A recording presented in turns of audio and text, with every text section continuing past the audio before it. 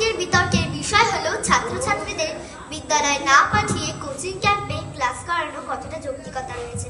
আমার এই পাশের বন্ধুরা পক্ষ এবং এই পাশের বন্ধুরা বিপক্ষ। পক্ষে রয়েছেন কৌশী এবং সৃষ্টি এবং বিপক্ষে রয়েছেন অদিতি এবং মাহিরা। পক্ষ, তোমরা শুরু করো। ধন্যবাদ। কোচিং ক্যাম্প শিক্ষার্থীদের জন্য একটি গুরুত্বপূর্ণ ভূমিকা পালন করে।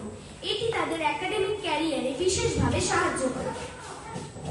আমার পক্ষের বন্ধু বলছে কোচিং ক্যাম্প ভালো, কিন্তু না, আমি বলছি বিদ্যালয় ভালো। কারণ বিদ্যালয়ের শিক্ষার্থীদের সামগ্রিক বিকাশের জন্য অপরিহার্য।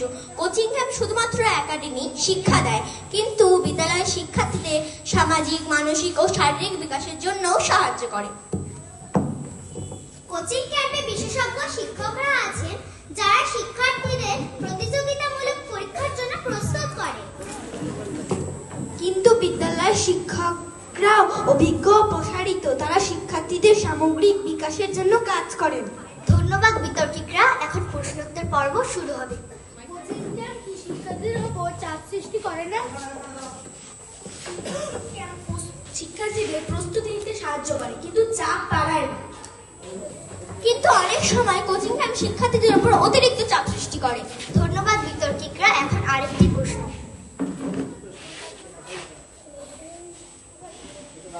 বিদ্যালয়ের শিক্ষকরা যদি ভালো না হয় তাহলে তাদের কি হবে? বিদ্যালয়ের শিক্ষকদের প্রশিক্ষণ ও উন্নয়নের কাজ করা উচিত। বিদ্যালয়ের শিক্ষকদের মান উন্নয়ন করা হোক, কোচিং ক্যাম্পের উপর নির্ভরতা নয়। ধন্যবাদ বিতর্কিকরা। এখন সমাপ্তি বক্তব্য শুরু হবে। কোচিং ক্যাম্প শিক্ষার্থীদের জন্য একটি ভালো বিকল্প হতে পারে যদি সঠিকভাবে ব্যবহার করা হয়। বিদ্যালয়ের উপরে বিকল্প নেই, কোচিং ক্যাম্প শুধুমাত্র সহায়ক হতে পারে।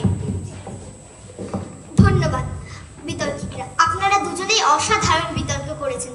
আপনাদের বিতর্কের মাধ্যমে বোঝা গিয়েছে যে বিদ্যালয় ভালো না কোচিং ক্যাম্প ভালো, এবং তার সঙ্গে একটি স্পষ্ট ধারণাও পাওয়া গিয়েছে। আপনাদের মতামত ও প্রশ্ন আমাদের জন্য অত্যন্ত গুরুত্বপূর্ণ। আপনারা বিতর্কে অংশগ্রহণ করে আমাদের সমৃদ্ধ করেছেন। বিদ্যালয় শিক্ষার্থীর জন্য অপরিহার্য, কোচিং ক্যাম্প শিক্ষার্থীর জন্য সহায়ক হতে পারে, কিন্তু বিদ্যালয়ের বিকল্প নয়। শিক্ষার্থীদের সামাজিক ও মানসিক বিকাশের জন্য বিদ্যালয় অত্যন্ত গুরুত্বপূর্ণ। ধন্যবাদ সবাইকে।